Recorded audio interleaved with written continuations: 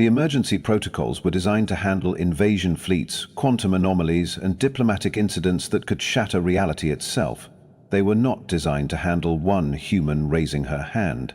The Galactic Council's 847th routine biological survey had been going perfectly. Mind-numbingly, bureaucratically perfect. Ambassador Zethkri was 3 minutes into his presentation on the reproductive cycles of Andromedan moss when Dr. Maya Rodriguez politely cleared her throat and asked a single question that would rewrite the fundamental laws of galactic civilization. "Technical difficulties," announced the moderator, a six-armed Quellan who looked like she'd rather be anywhere else.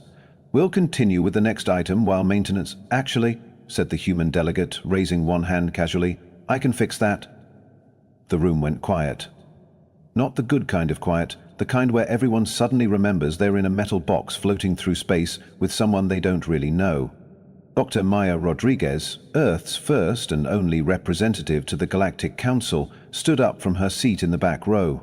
She was average height, brown hair pulled back in a practical ponytail, wearing what looked like a modified jumpsuit. Nothing threatening about her at all, which is exactly what made everyone nervous. "I just need to—" She walked over to the sparking device, pulled out what looked like a small multi-tool and did something that made it stop smoking. "There, good as new." The Quellan moderator's 4 eyes blinked independently. "Thank you, but maintenance protocols require—" "It's fine. I used to repair mining equipment on asteroids. This is basically the same thing, just smaller." Maya sat back down. "Sorry for the interruption." Ambassador Zethkri cleared his throat and continued his presentation. 17 minutes later, he reached the comparative biology section. "As we can see from the data," he droned, "most civilized worlds maintain a clear ecological hierarchy. Apex predators remain in their designated zones, prey species adapt accordingly, and balance is maintained through natural selection and environmental controls." A junior researcher from the vegan collective raised a tentacle. "What about worlds with multiple apex predators? How do they coexist?" "Territorial division, typically. Each species claims its ecological niche and rarely ventures outside it." Zethkri clicked to the next slide. "This brings us to our newest member world, Earth, located in the Sol system, third planet from their star." The holographic display showed a blue-green marble spinning lazily in space. "Earth presents some unusual characteristics: high biodiversity, variable climate zones, and," he paused, consulting his notes, "an unusually high number of apex predators for a single biosphere." "How many?" asked someone from the back. "Approximately 17 documented species, depending on regional classification." A murmur went through the room. Most worlds had 1, maybe 2 apex predators. 3 was considered unstable. "But here's the fascinating part," Zethkri continued. "According to our preliminary surveys, these apex predators all coexist on the same land masses, sometimes in the same regions. There's no clear territorial division." "That's impossible," said the vegan researcher. "The ecological pressure alone would—" "Unless," interrupted a deep voice from the Krillian delegation. "They're all prey species." The room went dead silent. "Think about it," the Krillian continued. "If 17 species can coexist without territorial conflict, they must all be feeding on something else, something higher up the food chain." Every eye in the room turned to Maya Rodriguez. She was sitting perfectly still, but there was something in her expression, a tiny smile that didn't quite reach her eyes. "So," said the Quellan moderator slowly, "the question becomes, what exactly is Earth's apex predator?" Maya's smile got wider. "You're looking at it." The translation devices went haywire. Not from technical failure this time, from 60 different species trying to process the same word simultaneously. The Krillian delegate's combat implant started glowing.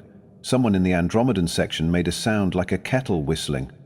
"I'm sorry," said the moderator. "Could you repeat that?" "Humans," Maya said, still smiling. "We're the apex predator, all of us." The room erupted. "That's biologically impossible. You're herbivores. Look at your teeth. Where are your claws? Your armor plating?" Maya stood up again, and the shouting died down. Not because she'd made any threatening gesture. She just stood there, hands at her sides, looking completely relaxed. "We don't need claws," she said conversationally. We make better ones. She reached into her pocket and pulled out her multi-tool. In the silence, the soft click of it opening sounded like a gunshot. We don't need armor. We make that too. We don't need to be faster than our prey. She folded the tool closed. We just need to be more persistent. The Krillian delegate's implants were glowing brighter. You're claiming your entire species consists of apex predators? Well, technically we're omnivores, but yes.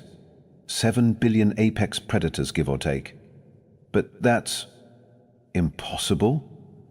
Yeah, we get that a lot. Maya sat back down. Anything else you'd like to know about Earth's ecosystem? The silence stretched for exactly 12 seconds.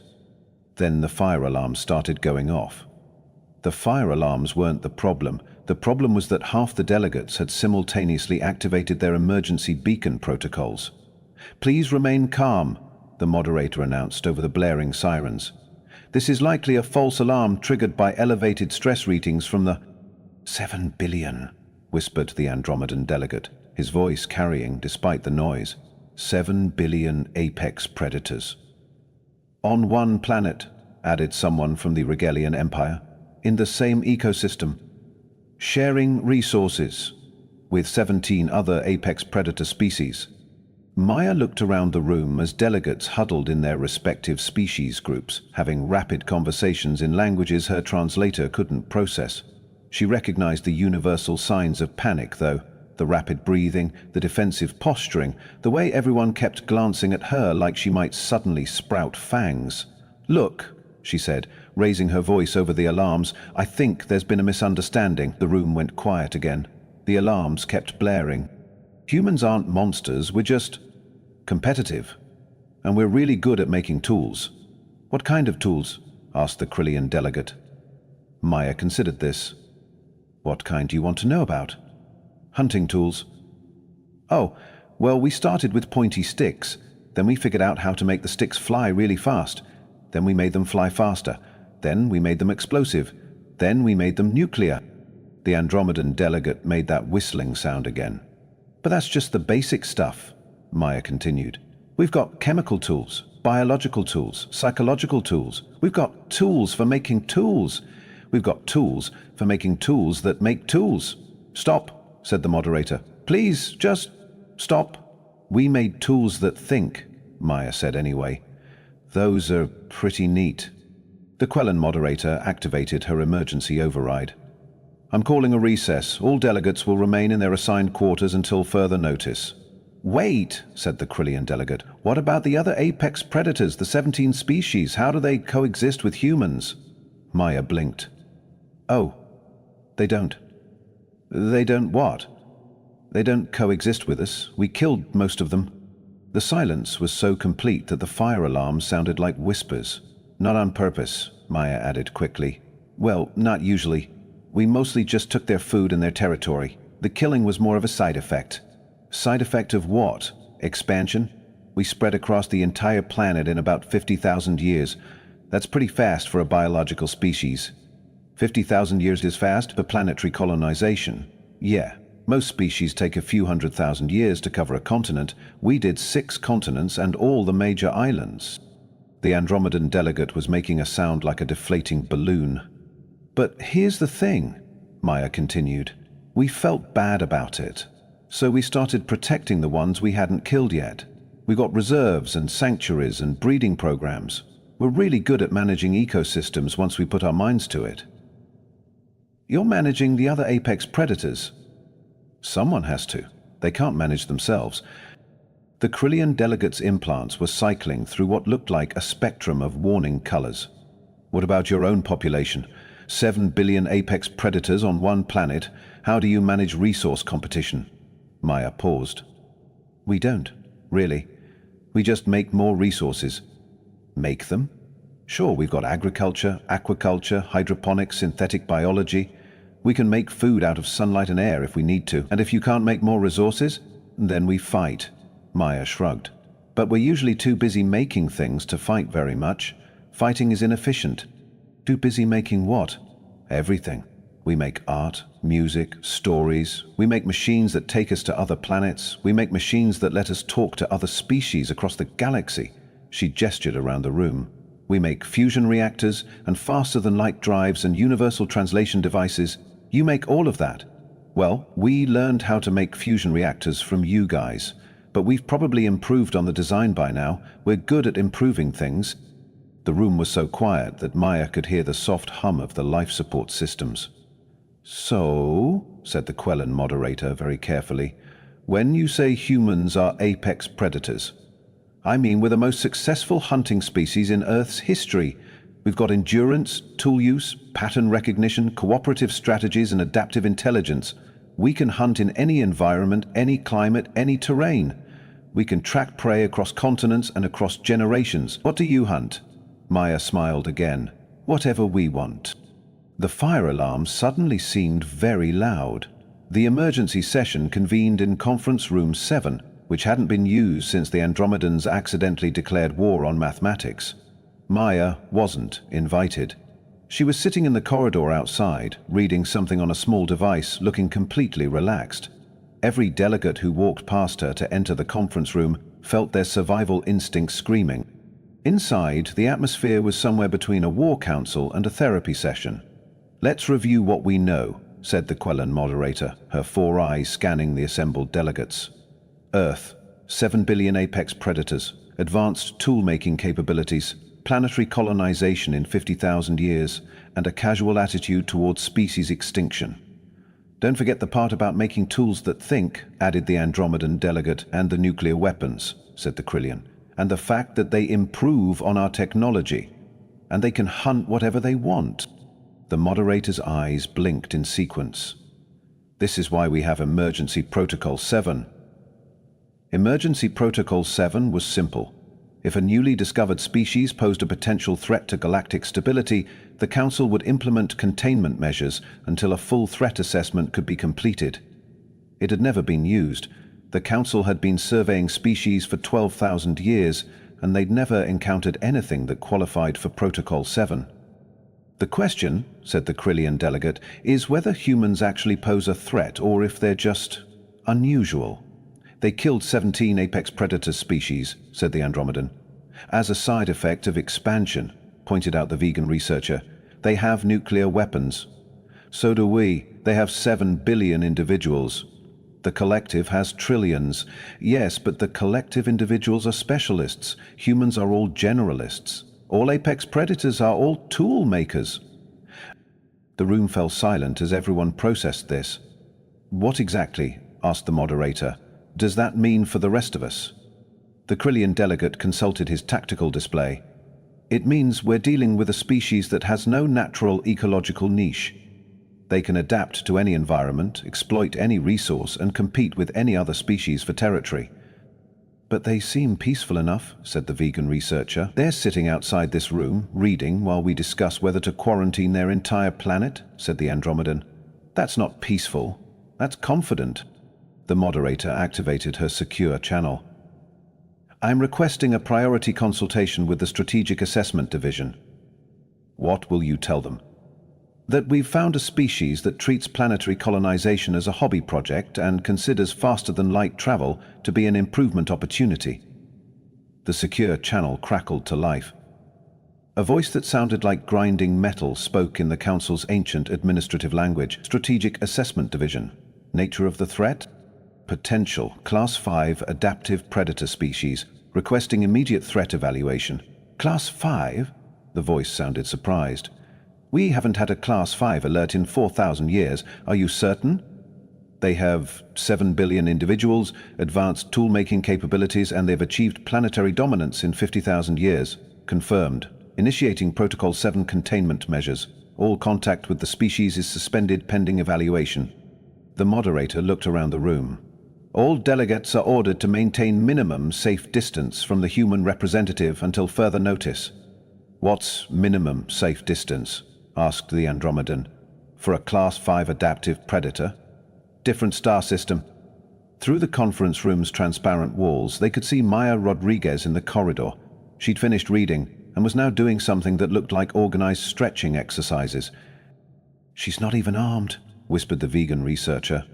"She doesn't need to be," said the Krillian delegate. "She's a tool maker. Everything is a potential weapon."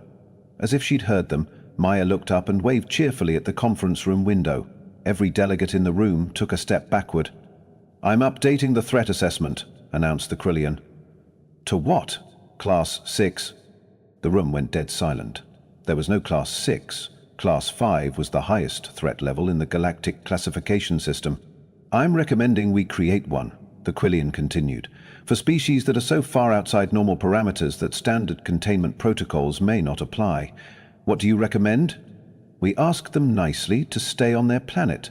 And if they refuse," the Krillian delegate looked out at Maya, who was now doing something that looked like a handstand against the wall, "then we hope they're as reasonable as they seem." But that wasn't the shocking part.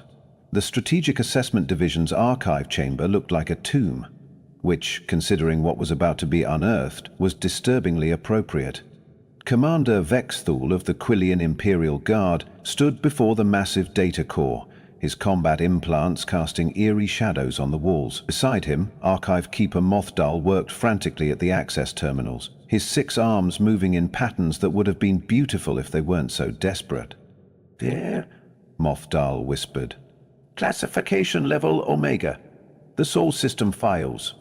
Sol System. Vexthul's implants flickered, but humans just achieved faster than light travel. They're a new species. "That's what we told the Council." The holographic display materialized, showing a star chart dated 847 galactic standard years ago. The Sol System was highlighted in red, quarantine red. "First contact was 8 centuries ago," Mothdal continued, his voice barely audible. "A routine survey mission. The survey team reported a Class 2 civilization in early development. Stone tools, basic agriculture, tribal organization. Standard procedure? Should have been. But the survey team never returned." Vexthul's implants cycled through warning colors. "Equipment failure? We thought so. Sent a recovery team. They found the survey ship intact, orbiting the 3rd planet. The crew was..." Mostel paused, accessing deeper files. "The crew was alive, healthy, happy." Happy? They'd been living on the planet's surface for 3 months. They'd integrated with the local human tribes. They were teaching them metallurgy, agriculture, medicine. They refused to leave. That's impossible. Survey teams have neural conditioning against cultural contamination. The humans had convinced them that their conditioning was wrong, that their entire understanding of civilization was wrong, in 3 months. Vexthul stared at the display. "What happened to them?" "We sent a military extraction team. Full combat gear, Class 5 neural shielding, orders to retrieve the survey team by force if necessary."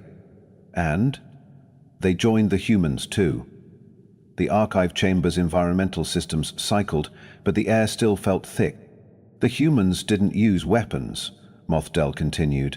"They didn't use technology. They used conversation. They talked to our people. They showed them things. They made them understand." "Understand what?" "That cooperation was more efficient than domination, that curiosity was more valuable than conquest, that building together was more satisfying than taking apart." Vexthul's implants were flashing rapidly now. "How many teams did we lose?" 14, over the course of 50 years. Every team we sent came back changed.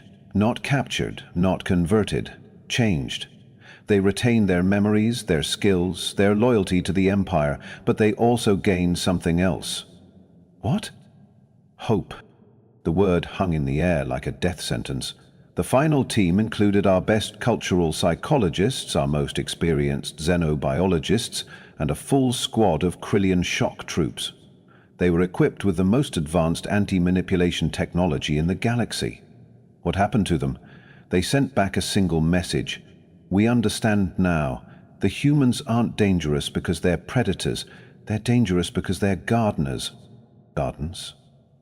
"They take broken things and make them grow. They take dying systems and make them flourish. They take enemies and make them into allies. Not through force, through patience." Vexthul was backing away from the display. "And the quarantine?" "We told the Council that the Sol System was uninhabitable. Radiation storms, gravitational anomalies, hostile environment. We classified it as a dead zone and forbade all contact. For 800 years, humans have been developing in isolation. No outside interference, no galactic technology, no advanced resources, just time. And now? Now they've achieved faster-than-light travel on their own. They've developed artificial intelligence. They've created fusion reactors more efficient than ours. They've built weapons that could crack moons. But they seem peaceful. They are peaceful. That's what makes them terrifying. They have the capability to destroy civilizations, but they choose to build them instead. They have the power to dominate, but they prefer to cooperate. They have every reason to be conquerors, but they'd rather be gardeners. Vexil was now pressed against the far wall of the archive chamber. What do you recommend? We tell them the truth. All of it. The quarantine, the lost teams, the cover-up, everything. That's insane. They'll never trust us. Commander, we've been lying to them for 8 centuries. We've been lying to the Council for 8 centuries. We've been lying to ourselves for 8 centuries. And? Humans are very good at detecting lies. They've probably known the truth since the moment they walked into that conference room. They're just waiting for us to be honest about it. The display showed the current position of the human delegate's ship. It was exactly where it was supposed to be, following all traffic regulations, transmitting all required identification codes. They're not trying to escape, Mothard observed. They're not demanding explanations. They're not threatening retaliation. They're just waiting. For what? For us to stop being afraid of them and start being honest with them. Vex Tool's implants had gone completely dark. And if we can't, then we'll lose the 14 teams we sent to Earth 8 centuries ago, and we'll lose the chance to learn what they learned. And we'll lose the only species in the galaxy that might be able to teach us how to build something better than an empire. What makes you think they'd want to teach us? Because that's what gardeners do. They plant seeds and help them grow, even in the darkest soil. But that wasn't the shocking part. The corridor outside Conference Room 7 had become a no-man's land. Security personnel stood at both ends, maintaining what they called observation distance, but what everyone knew was just fear. Maya Rodriguez was still there, sitting cross-legged on the floor, her back against the wall. She'd finished her stretching exercises and was now doing something that looked like meditation. Her breathing was slow and controlled, her posture completely relaxed. She looked about as threatening as a houseplant. "Why were we scared of her?" asked Security Chief Krytol, a Rigelian with natural armor plating and claws that could cut through steel. "She's unarmed. She's sitting still. She's not even looking at us." "Because she doesn't need to look at us," replied his second-in-command, a vegan collective mind named Harmonic Convergence. "She knows exactly where we are." "How?" "Watch her ears." They watched. Maya's ears twitched slightly as a maintenance drone hummed past overhead. They tracked the sound without her head moving at all. "Auditory mapping," Harmonic Convergence explained. "She's building a 3-dimensional sound map of her environment. She knows the position, speed, and direction of every moving object within 50 meters. That's impossible for a single biological consciousness, but for a persistence predator. They need to track prey across vast distances using minimal sensory input." As if she'd heard them, Maya opened her eyes and looked directly at their concealed observation post. She smiled and waved. Both security officers jumped backward. "She can't see us," Quital whispered. "The optical camouflage is perfect." "She doesn't need to see us. She can hear our heartbeats." From this distance, humans have redundant sensory systems. Vision, hearing, smell, electromagnetic sensitivity, pattern recognition, threat assessment. They process multiple data streams simultaneously to build predictive models of their environment. "You're saying she knows what we're going to do before we do it?"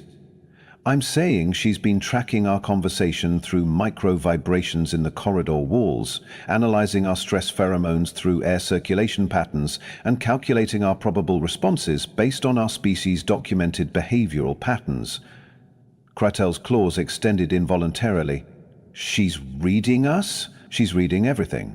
The power fluctuations in the electrical systems, the maintenance schedules, the shift rotations, the emergency protocols. She's been sitting here for 3 hours, and she probably knows more about this station's operations than we do. It's not possible." "Watch!" Harmonic Convergence activated the station's intercom system. "Dr. Rodriguez, this is station security. Are you comfortable? Do you need anything?" Maya looked up at the nearest speaker. "I'm fine, thank you. Though you might want to check the atmospheric recycling unit in Section C." It's running about 15% below optimal efficiency. Both security officers stared at each other. How did she? Section C is 3 levels down and half a kilometer away. She can hear it struggling through the ventilation system, Harmonic Convergence said quietly. Probably diagnosed the problem from the harmonic frequency variations. Dr. Rodriguez, Critol said into the intercom. How did you know about the recycling unit? The air circulation patterns changed about an hour ago. Something's restricting flow in the lower levels. Probably a clogged filter or a damaged intake valve. It's not dangerous, but it's making the environmental systems work harder than they need to. And you could tell that from sitting there. I could tell that from breathing. The air tastes different when the systems are stressed. Crital's claws were now fully extended. She can taste air quality variations? Humans have chemoreceptors in their nasal passages that can detect parts per billion concentrations of trace compounds. They can smell fear, identify diseases, track individuals across time and space. What else can they detect? Electromagnetic fields, gravitational variations, quantum fluctuations, temporal distortions. Their sensory range is far beyond anything we initially realized. But she's not doing anything with this information. She's not threatening us. She's just aware. Maya had closed her eyes again and returned to her meditation position. But now both security officers noticed that her head was tilted slightly, as if she were listening to something very far away. What's she listening to? Crystal whispered. The emergency session in conference room 7. The classified briefing in the Strategic Assessment Division. The coded communications between the Council and the Krillian Imperial Guard? She can't hear through soundproofed walls. She can hear through bone conduction, structural vibrations, and electromagnetic interference patterns. She's listening to the entire station. What is she? She's a human. And now we know why Earth was quarantined. Maya opened her eyes and looked directly at them again. This time she didn't smile, she just nodded. Very slightly, as if acknowledging something they'd said, even though they'd been whispering from inside a shielded observation post 50 meters away. She heard us, Crethel said. She's been hearing us the whole time. What do? We stop pretending we're observing her, and we start acknowledging that she's observing us. Maya stood up, brushed imaginary dust off her jumpsuit and walked toward the observation post. She stopped exactly 3 meters away, the optimal distance for conversation without triggering territorial responses. I know you're there, she said quietly, and I know you're scared, but I'm not going to hurt you. I'm not going to hurt anyone. How do we know that? Cretal asked, his voice shaking slightly. Because I've been sitting here for 3 hours, and I haven't hurt anyone yet. Because I fixed your translation device instead of sabotaging it. Because I'm answering your questions instead of hiding information. But you could hurt us. I could also help you. That's what humans do. We make choices. And then the alarms started. The Strategic Combat Assessment Center was buried 3 levels below the main council chambers, behind enough armor plating to stop a supernova. It was here that the galaxy's military leaders came to plan wars, analyze threats, and sleep poorly afterward. General Crux, Supreme Commander of the Regellian Defense Force, stood before the main tactical display with the expression of someone who just discovered his entire reality was a simulation. Run it again, he ordered. Sir, we've run it 17 times. The results are consistent. Run it again. The holographic battlefield materialized around them. Earth hung in the center, blue and peaceful, surrounded by the combined fleets of 6 galactic powers, 2,000 ships, enough firepower to sterilize a dozen worlds. Scenario 1, announced the tactical AI. Direct assault on Earth. Objective, planetary conquest.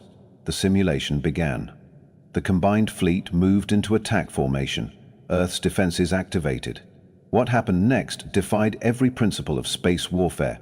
The human defense fleet was smaller, much smaller, 47 ships against 2,000, but they moved like a school of fish, each vessel perfectly coordinated with every other vessel. They didn't engage the galactic fleet directly. Instead, they used the attacker's own momentum against them. Ships were redirected into their own allies. Weapons were hacked and turned against their users. Supply lines were cut with surgical precision. Communication networks were infiltrated and flooded with false orders. Within 3 hours, the galactic fleet was destroying itself.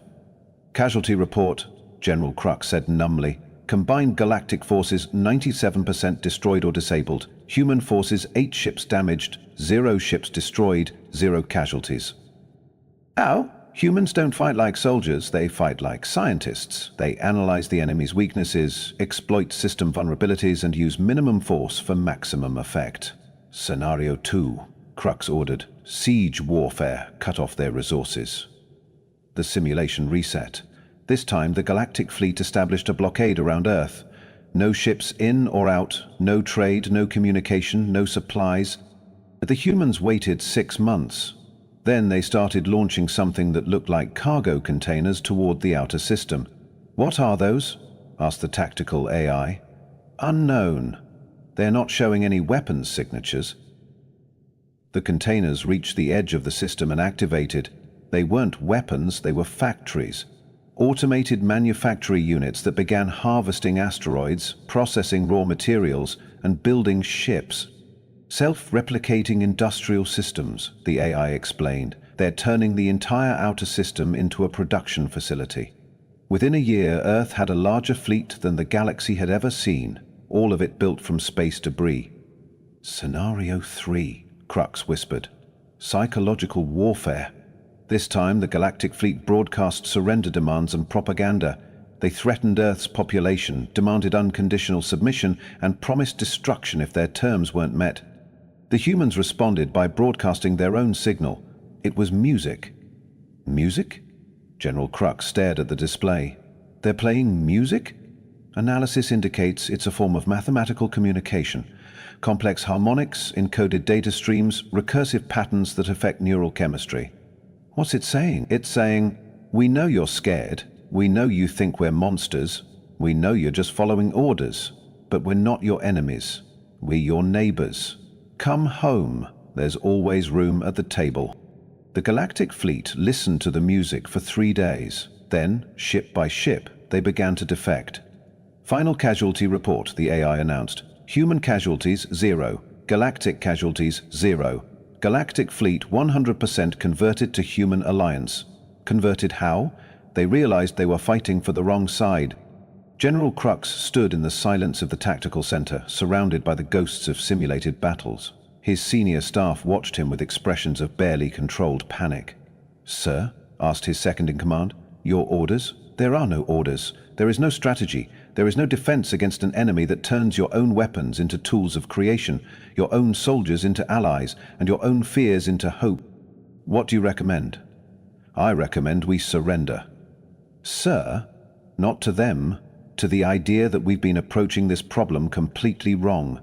Humans aren't conquerors, they're not destroyers. They're not even warriors, despite being the most effective military force in the galaxy. Then what are they? They're teachers, and we've been failing their class for 800 years. General Crux removed his command insignia and set it on the tactical display. "I am submitting my resignation to the Council. I recommend that all military leaders do the same." "Sir, you can't be serious." "I'm completely serious. We've been training for the wrong war. We've been preparing for enemies who want to destroy us. But humans don't want to destroy us. They want to help us become better versions of ourselves. And if we refuse, then they'll wait. They'll keep building, keep growing, keep offering to help. They'll outlast us, outlive us, and outthink us. But they won't destroy it." "How do you know?" "Because they've had 800 years to prepare for this moment. They've had 800 years to plan our destruction, and instead they sent us a gardener. What happened next made galactic history, and not in a good way." The emergency council session had been relocated to the main assembly hall, not for space reasons, for psychological ones. The delegates needed to see Mayor Rodriguez in person, needed to understand exactly what they were dealing with. She sat alone at the center of the massive chamber, surrounded by 300 representatives from across the galaxy. No restraints, no weapons pointed at her, no guards, just one human in a jumpsuit looking perfectly comfortable in a room full of species that could have torn her apart without breaking a sweat.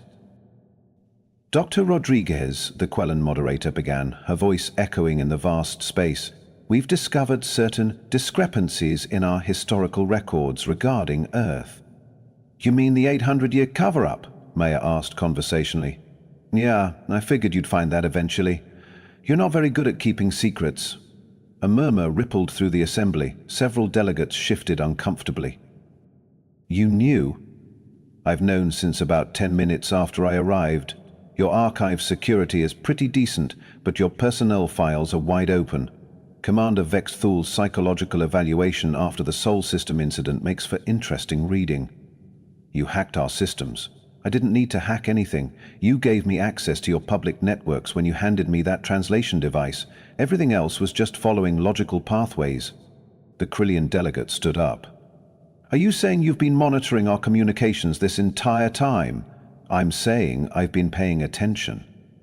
That's what humans do. We notice things, we remember things, we connect things.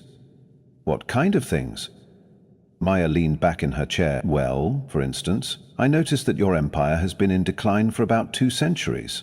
Population growth is negative, technological innovation has stagnated, and your military spending has increased by 400%, while your actual defense capabilities have decreased. That's classified information. It's basic pattern recognition. Your delegates are older than they should be. Your technology is more maintenance-heavy than it needs to be, and your military leaders are more paranoid than they would be if they were actually winning wars. The assembly fell silent. But here's the thing about persistence predators. Maya continued, standing up slowly. We don't just hunt animals, we hunt problems. We hunt solutions. We hunt understanding. She began walking, not toward any particular delegate, but in a wide circle around the center of the chamber. Several dozen species tracked her movement with expressions of barely controlled terror. When humans hunt, we don't just chase our prey until it gets tired. We chase it until it makes mistakes. We chase it until it reveals its weaknesses. We chase it until it shows us exactly how to catch it. What are you hunting? The Quellen moderator asked quietly. Right now, I'm hunting the reason why the most advanced civilization in galactic history is slowly collapsing under its own weight. We're not collapsing. You quarantined an entire species for 800 years because 14 of your people decided cooperation was more efficient than conquest. You've spent more resources on maintaining that lie than most civilizations spend on their entire space programs.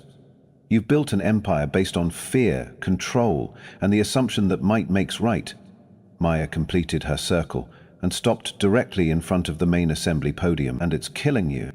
Explain. You've created a system where strength is measured by the ability to dominate others, but domination requires constant energy expenditure. You have to maintain superiority over your subjects, which means you can never let them grow stronger, smarter, or more independent.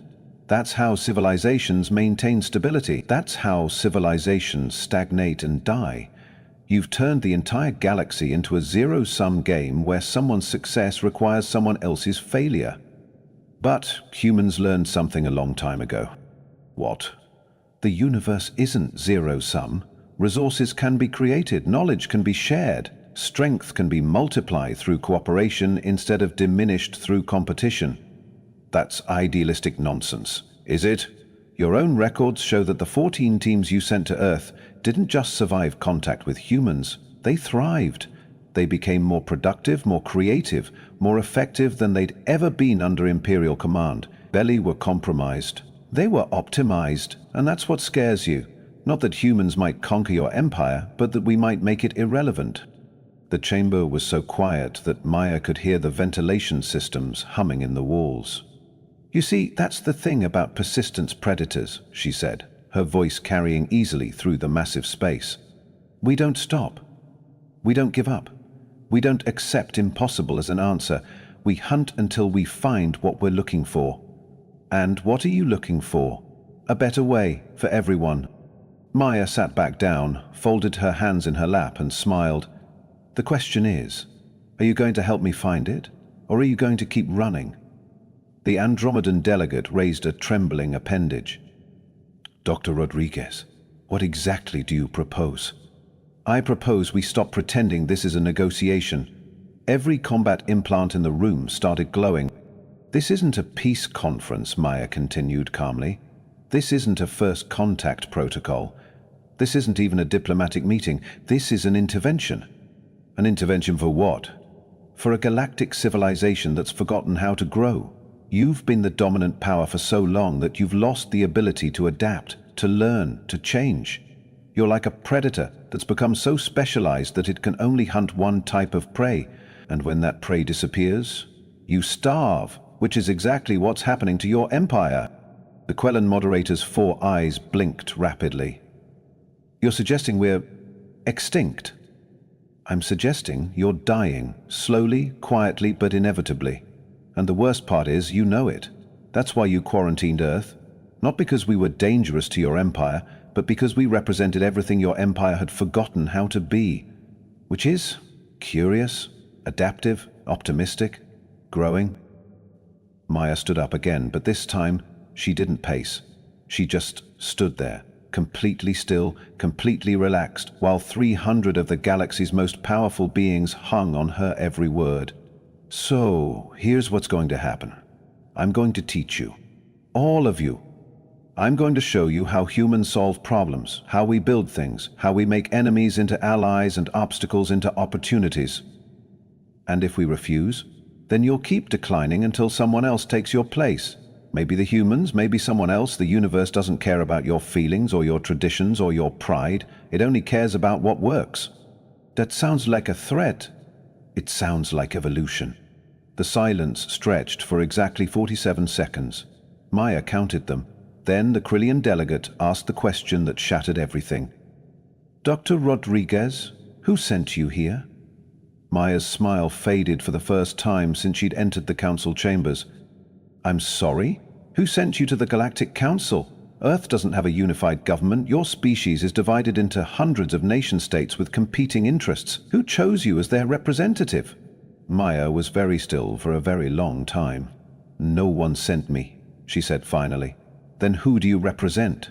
I represent the idea that someone should probably come see what you've been up to for the past 800 years. The chamber erupted. Delegates were shouting in 60 different languages, demanding explanations, calling for security, activating emergency protocols. Maya just sat there, waiting for them to calm down. You're not Earth's ambassador, the Quellan moderator said when the noise died down. No. You're not a government representative. No. You're not speaking for your species. I'm speaking for myself. And for the possibility that 2 civilizations might be able to find a way to coexist, without one of them having to dominate or destroy the other. But the formal invitation, the diplomatic credentials, I made all of that up. Your bureaucracy is really not that hard to navigate once you understand the underlying patterns. The realization hit the chamber like a physical force. They hadn't been negotiating with Earth's government. They hadn't been talking to humanity's chosen representative. They'd been talking to a single human who decided to drop by and see if she could help. You came here alone, the Andromedan delegate whispered. I came here hopeful, and then the alarms started. The alarms weren't coming from the council chambers. They were coming from everywhere else. Alert! Multiple unauthorized vessels detected in proximity to Council Station Alpha, the emergency broadcast system announced. All personnel to emergency stations. This is not a drill. Maya Rodriguez sat in her chair, perfectly calm, while chaos erupted around her. Delegates were scrambling for emergency exits, security forces were mobilizing, and the Quellan moderator was frantically trying to establish communication with the station's defense grid. Dr. Rodriguez, the moderator called over the noise. Do you know anything about these ships? Probably, Maya said, checking something on her wrist device. They're right on time. On time for what? For the part where you realize I didn't come here alone. The main display activated, showing the space around the council station. 17 ships had appeared as if from nowhere, sleek, unfamiliar designs that seemed to bend light around their hulls. Those aren't human ships, the Krillian delegate said, his implants flashing rapidly. Our databases show no matching configurations. They're not in your databases because we built them last week, Maya replied. We've been watching this conversation through quantum entanglement transmitters. The folks back home thought you might need a visual aid. Visual aid for what? for understanding what happens when humans stop pretending to be civilized. The ships moved into formation around the station. Not threatening positions, supportive ones, like a protective formation. You see, Maya continued, standing up as the alarms wailed, you've been operating under a fundamental misunderstanding about human nature. You think we're predators because we're good at hunting, but that's not why we're apex predators. Then why? Because we're good at everything. Hunting is just what we do when we run out of other options. The display showed detailed scans of the human ships. The readings were impossible. Energy output levels that should have required massive fusion reactors were coming from vessels the size of shuttlecraft. Defensive capabilities that should have needed armor plating 3 meters thick were being generated by fields that seemed to exist in multiple dimensions simultaneously. How is this possible? The Andromedan delegate whispered. 800 years of uninterrupted development. While you were maintaining the status quo, we were improving everything. Physics, engineering, biology, mathematics, philosophy. We've been having conversations with reality that your species gave up on millennia ago. What kind of conversations? The kind where we ask why not instead of why. The kind where we assume problems have solutions instead of assuming solutions are impossible. Maya walked to the center of the chamber again, but this time every step seemed to carry weight beyond her physical mass. You want to know what an apex predator really is? It's not the species that's best at killing. It's the species that's best at surviving. And humans are very, very good at surviving. By conquest, by adaptation, by innovation, by refusing to accept that things have to stay the way they are. The ships outside were doing something that broke several fundamental laws of physics. They were folding space around themselves, creating pockets of altered reality where different rules applied. We don't hunt other species, Maya said, her voice cutting through the alarms. We hunt limitations, we hunt impossibilities.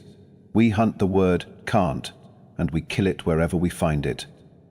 And if we try to stop you, you can't. That's the point. You can't stop an idea whose time has come. You can't fight a species that treats every obstacle as a puzzle to be solved. You can't defeat enemies who would rather make you into allies. Then what do you want from us? Nothing. We want to give you something. What? Hope. The real kind.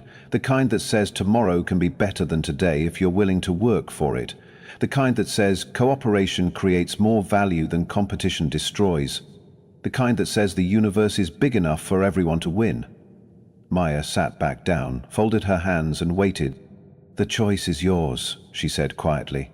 You can keep running your empire the way you always have, through fear, control, and the assumption that someone has to lose for someone else to win. Or you can try something new. What if we choose wrong? Then you'll learn from the mistake and try again. That's what humans do. That's what survivors do. The alarms stopped. The silence that followed was different from before. It felt like the moment before dawn. Doctor, Rodriguez, the Quellan moderator, said carefully, what happens next? That depends. Are you ready to stop being afraid of the future? Archive Keeper Mofdal materialized in the center of the chamber via emergency hologram, his 6 arms moving frantically across multiple data interfaces. I found the original quarantine order, he announced, his voice shaking. The real one. What does it say? The moderator asked. It says the quarantine wasn't to protect the galaxy from humans, it was to protect humans from the galaxy. Every delegate in the chamber turned to stare at the hologram. The original survey team's final report, Mofdal continued, recommended immediate quarantine not because humans were dangerous, but because they were innocent. Innocent of what? Of the galaxy's way of doing things. The team reported that humans had developed cooperation, creativity, and technological innovation without developing the corresponding capacity for large-scale cruelty, systematic oppression, or industrial-scale warfare. Maya was very still. The recommendation was to leave them alone until they either developed those capacities naturally or until the galaxy developed alternatives to them. Alternatives to what? To empire, to conquest, to the assumption that civilization requires someone to be in charge and everyone else to obey. And the lost teams. They weren't lost, they were volunteers. They asked to stay on Earth to study human social development and report back when humanity was ready for galactic contact. When would that be? Where they'd develop space travel, artificial intelligence, and fusion technology without developing planet-killing weapons, slave economies, or genocidal tendencies. The chamber was silent. They passed, Mofdal said quietly. 3 months ago they passed. Maya Rodriguez stood up for the last time and addressed the Galactic Council. "I have a proposal," she said. "What kind of proposal?" "The kind where everyone wins. Earth joins the galactic community as a full member. In exchange, we share our technological advances, our social innovations, and our approach to problem solving. And in return, you teach us about the galaxy, introduce us to other species, and help us avoid the mistakes you've made." "What mistakes?" "The assumption that civilization requires hierarchy, the belief that resources are scarce, the idea that someone has to lose for someone else to win." The Quellan moderator looked around the chamber. "All in favor?" Every delegate raised their hand, tentacle, appendage, or equivalent. Motion carries. "Dr. Rodriguez, welcome to the Galactic Council." "Thank you. I resign." "You what?" "I resign from my position as Earth's representative. I was never qualified for it anyway. Earth will send proper diplomatic representatives within the month." "Then why did you come here?"